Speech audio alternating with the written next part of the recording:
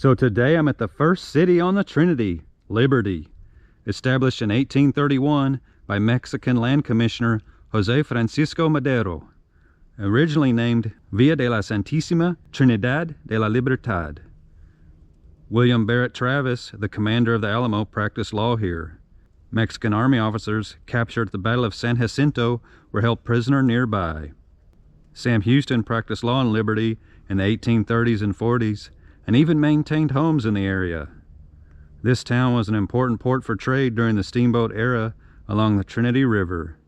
Houston and New Orleans Railroad came through in the 1850s, but growth of the town was stunted by the Civil War a few years later. The lumber industry flourished here in the 1890s, but the discovery of oil in the early 1900s brought the biggest economic boom to the town.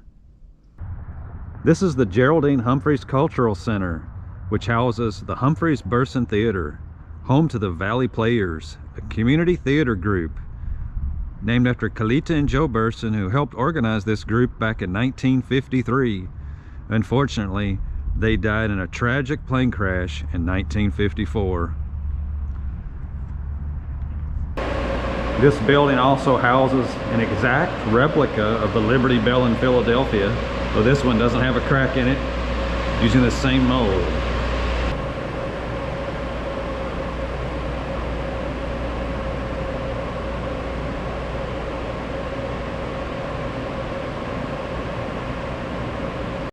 So passing through town just now, I did see a few historic homes, but perhaps the most important is the 1860 Cleveland Partlow House, one of the oldest existing structures in Liberty. So the parking lot in the back suggests that it was once open for tours, but it appears to be in a state of repair at this time. So this was once the Liberty Opry, and I think it's a real shame that it recently had to close after serving this area for many years.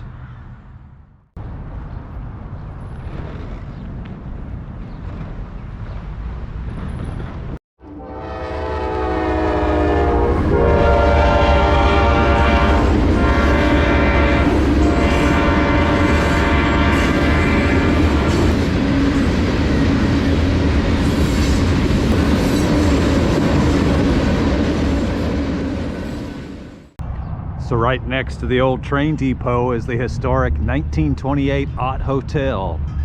And I'm sure that once upon a time travelers would get off the train and stay the night here. Very convenient. So this was originally built during the oil boom days of the 1920s. So a must-see if you're in the town of Liberty is the Sam Houston Regional Library. And right next to it are 4 beautiful historic homes, which includes the Gene and Price Daniel home, built by Governor Daniel in 1982, based on the original designs for the Texas Governor's Mansion in Austin. Price Daniel was a U.S. Senator and Governor of Texas in the 1950s and early 60s. He married the great-great-granddaughter of Sam Houston, Jean Houston Baldwin, and they donated over 100 acres for the site of this facility.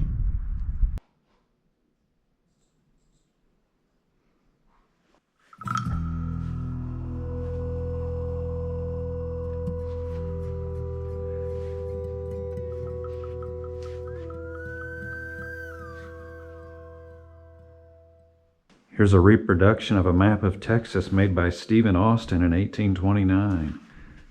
Of course, this was part of Mexico at that time, and so you'll notice that everything is written in Spanish. This is a really nice historical museum. I highly recommend it. So some of the important events that led to the Texas Revolution occurred right here in this area. So this is a portrait of one of the most heroic men in Texas history, William B. Travis. So much to see at this museum, you could easily spend a couple of hours walking around. A large percentage of the early settlers in Texas were from the South, and with them, many brought slaves. So being on the southern end of the Piney Woods region of East Texas, lumber was important to the area economy as well.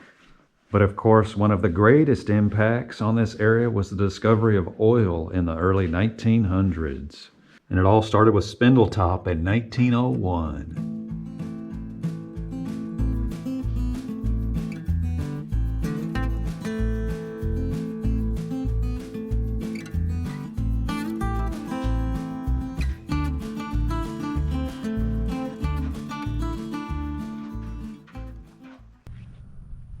Wow, the Price Daniel home is impressive. The beautiful historic homes at this location are currently closed to the public, but in the near future they will reopen for tours. So one of the other historic homes at this location is the 1848 Gillard Duncan House. And this was once on a plantation east of town. This is a nice looking historic chapel. So even though we didn't get to see the interior of these buildings today, I'm really glad that they're restoring them. I just happened to spot this old cemetery here in town. Wasn't even planning on visiting it, and I'm glad that I saw it. One of these grave sites dates back to 1853.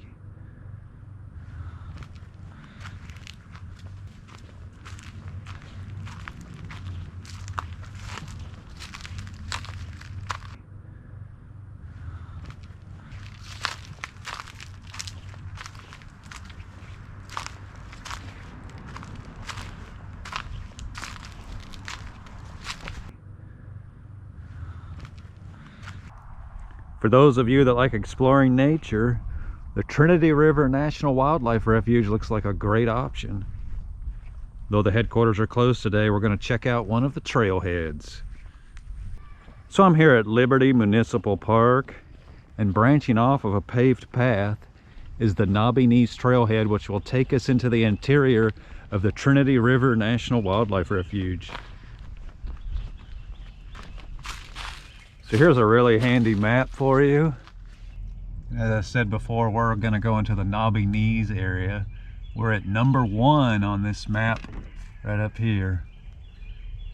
So you do have to go through a few of these little gates here.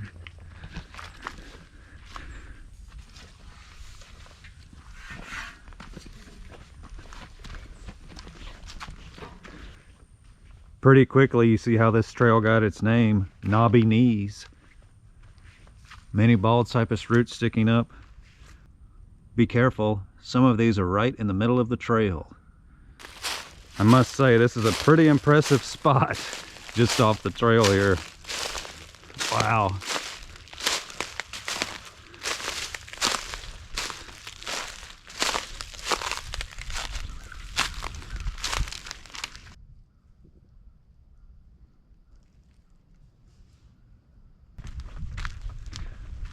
So these are a welcome sight. Some stretches of this trail are pretty muddy, just a warning, but this will keep you out of it for sure. So here's a little ponded area. Could be a great place for viewing wildlife.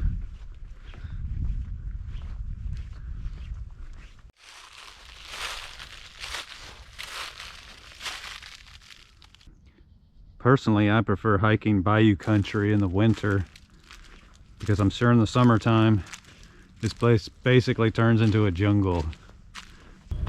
So we decided to take another quick hike at a different trailhead. So before we were up here, now we're going to try this trailhead and just go a short distance just to check it out. So this trail isn't as well maintained as the first one we did today. However, it does emerge at a really nice spot along the bayou.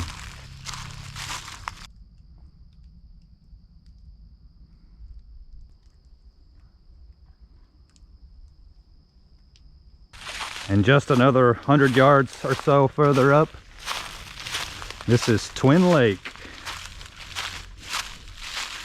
Really nice spot.